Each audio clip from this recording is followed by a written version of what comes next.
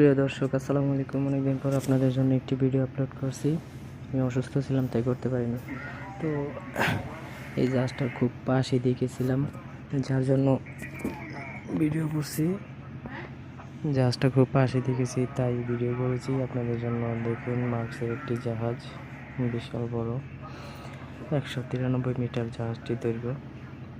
Container বোঝাইকারী একটি জাহাজ। এটি চট্টগ্রাম পোর্ট থেকে সেল করে বের হয়ে এখন আউটার বারে আছে। সেখান থেকে যে কোনো দেশের এক উদ্দেশ্যে রওনা দিবে।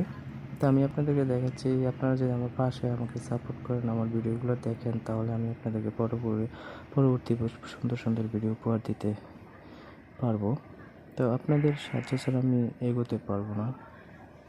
দেখতে পাচ্ছেন আপনারা, জাহাজটি অনেক সুন্দর, অনেক বড়।